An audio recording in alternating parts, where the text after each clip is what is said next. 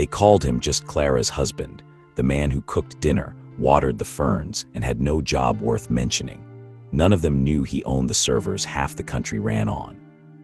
Arthur Vance had built Vantex Systems from a garage into the largest IT infrastructure company in America, then walked away from the spotlight entirely, choosing a quiet house in a quiet Ohio suburb, a wife who ran her own marketing firm, and a life where nobody looked twice at him.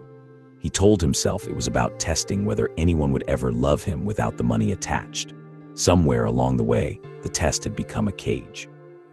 His wife, Clara Vance, ran Brightline Media, a mid-sized firm she'd built with real talent and real ambition. What she didn't know was that Brightline's biggest client contracts, the ones that kept the lights on during 2 rocky years, had been quietly arranged and funded by Arthur, through shell investors she'd never traced back to him. She thought she'd done it alone. He let her believe it because her pride mattered more to him than the credit. It hadn't started as a lie exactly. In the early days of their marriage, Arthur had simply never corrected Clara's assumption that he'd sold off some old family investments and was content to stay home while she built something of her own. Somewhere between year 2 and year 5, the omission calcified into a life. He told himself he'd tell her eventually, once he trusted the marriage could survive the truth. He hadn't counted on the marriage rotting quietly around him instead, one small cruelty at a time. What Arthur hadn't planned on was Marcus Doyle, Brightline's slick, ambitious VP of operations, becoming close to Clara in ways that went well past business. Late nights at the office, weekend strategy retreats. Arthur noticed the pattern long before he let himself say the word affair out loud.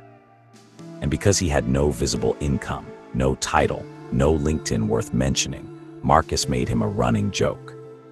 "Still not working, Arthur," Marcus said once at a Brightline holiday party, loud enough for the room to hear. "Must be nice living off your wife." Clara had laughed, not unkindly, just automatically, the way you laugh at something you've heard 100 times. Arthur smiled and let it pass, the way he always did. The only person who didn't laugh was a junior account coordinator named Renee Ashford. She was maybe 26, sharp-eyed, low on the org chart and lower on anyone's radar. She'd caught Arthur's expression for half a second before he covered it, and something in her didn't like what she saw. Later, refilling his drink at the bar, she said quietly, "For what it's worth, I don't think staying home makes anyone less of a person." She didn't know who he was. She just knew cruelty when she saw it, and refused to join in. Arthur remembered that sentence for a long time. The humiliations didn't stay contained to holiday parties. They became a pattern, then a habit, then something close to sport. Marcus started speaking to Arthur the way you'd speak to a stray dog that had wandered into the wrong building, tolerated, occasionally mocked, never taken seriously. At a Brightline dinner, when Arthur offered an opinion about a client pitch, Marcus cut him off in front of the table. "No offense, but what would you know about business? You've never held a job in your life." Clara didn't defend him. She'd started subtly to agree with the room.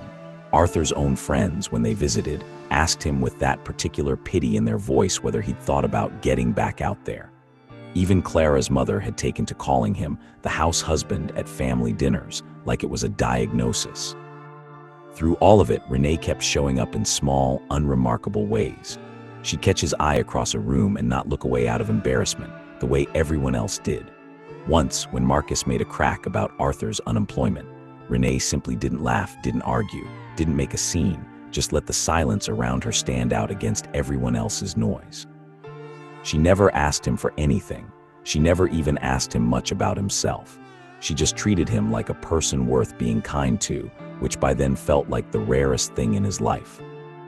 One evening, after a particularly ugly dinner where Clara's mother had asked, in front of the whole table, whether Arthur planned on doing something with himself before he got too old to bother, Renee found him alone by the coat rack, waiting for a cab. She didn't offer sympathy, she just handed him his scarf, which had fallen, and said, "People confuse quiet for empty.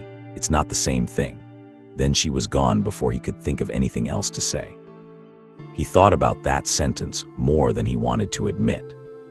Meanwhile, Marcus had bigger ambitions than Clara's marriage. Brightline was closing in on the deal of its existence, a partnership with Vantex Systems, the largest IT company in the country, the one every marketing firm in America wanted a piece of. Nobody at Brightline had ever met Vantex owner. The company was famously private, run through intermediaries and lawyers, its founder a near myth. Marcus didn't know he was chasing a deal with the man he mocked at dinner parties. He'd spent months courting Vantek's intermediaries, flying to meetings he wasn't important enough to be flown to, convinced that landing this single account would finally make him untouchable at Brightline, maybe even make him the next name on the door. He talked about Vantek constantly, reverently, the way other men talked about championship teams. Not once did it occur to him that the reclusive founder he was so desperate to impress had eaten dinner across from him a dozen times and said almost nothing. "This partnership is going to make me," Marcus told Clara one night. Not quietly enough, Arthur heard it from the hallway. "Vantek doesn't work with just anyone. Once this signs, nobody in this town will be laughing at me again." Arthur, standing in his own hallway in his own house, said nothing at all. It reached its breaking point at a Brightline anniversary dinner. The whole staff and half their families gathered in a hotel ballroom. Marcus was holding court about the upcoming Vantek signing, Clara at his side, laughing at everything he said. Arthur, sitting quietly at the edge of the table, finally spoke.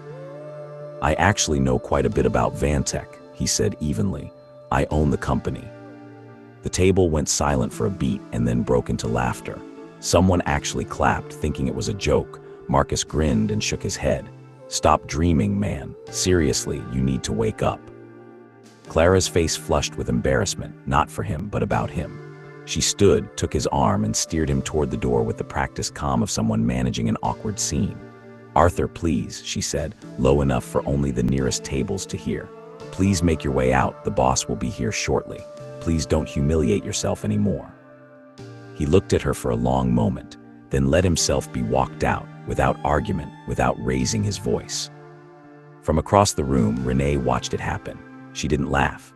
She didn't join the murmur of amused whispers following him to the door. She just watched, uncertain, a small crease of concern on her face, the only person in that ballroom who didn't seem entirely sure the joke was funny. 3 weeks later, Brightline Media assembled its best people at the Vantek Systems headquarters for the formal signing of the partnership, the deal Marcus had built his whole self-image around. Clara wore her best suit. Marcus wore his best smile. The whole floor buzzed with the kind of energy reserved for career-defining moments. Arthur arrived quietly, the way he always did, and found himself immediately in Marcus and Clara's path. "What are you doing here?" Marcus said, some of the old contempt sliding back into his voice, laughing before Clara even had a chance to respond. A few nearby staff chuckled along, the way crowds do when someone senior gives them permission. Clara stepped in front of him, mortified. "Arthur, please, the boss will arrive in a few minutes, and I don't want him to see you here." Arthur simply nodded and didn't move. Moments later, the doors at the end of the hall opened, and the room turned to face them, the Vantek executive team, flanking a single man they'd all been waiting to meet. Arthur Vance walked forward to greet them by name. The laughter died somewhere in Marcus's throat. "Arthur," one of the Vantek executives said warmly, extending a hand, "good to see you. Ready to sign?" The silence that followed was the loudest thing in the room. Clara's face went through disbelief, horror, and something close to grief in the span of 5 seconds. Marcus's mouth opened and nothing came out. Every joke, every dismissal, every "just a housewife's husband" collapsed at once, along with the funding no one had known was his, and the affair everyone had pretended not to see. "You've been asking me to leave rooms for months," Arthur said quietly to no one and everyone. "I think this is the last one." The fallout came quickly and without mercy. Vantek's legal team froze the partnership pending review. Within days, word got out about Marcus's conduct, and Brightline's board moved to remove him within the month, citing conduct unbecoming of an officer of the company. He left the building the same way he'd made others feel for years, quietly, without anyone standing up for him. Clara's company survived barely, without the funding source she'd never known she had, and without the husband who'd quietly kept it alive. She tried once to reach Arthur privately to ask how long, how much, how could you let me believe? He answered honestly, because for years her pride had been the only thing about their marriage he was sure was real. It didn't fix anything between them, but it was the truest thing either of them had said in a long time. The divorce filing was brief and clean. Arthur asked for nothing, not the house, not a settlement, not even public credit for what he'd built. He simply wanted his name back, the one that had spent years folded quietly under someone else's assumptions. The friends and family who'd called him just the house husband grew notably quiet at the next gathering none of them were invited to.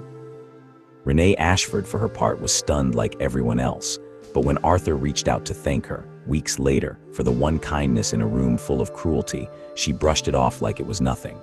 "I wasn't kind to you because of who you turned out to be," she told him. "I was kind to you because you were a person, and that's supposed to be enough." It was the first time in years someone had meant that, and it was enough to make him fall for her, quietly, the way he did everything. They started slowly, dinners, long walks, no cameras, no press, nothing that resembled the life Marcus had once bragged about buying his way into. Renee never once asked what Arthur was worth. She'd never needed to. In the end, the man they mocked for having no title owned the whole building. But the only thing he ever really wanted was the one person who'd have treated him the same, whether he did or not.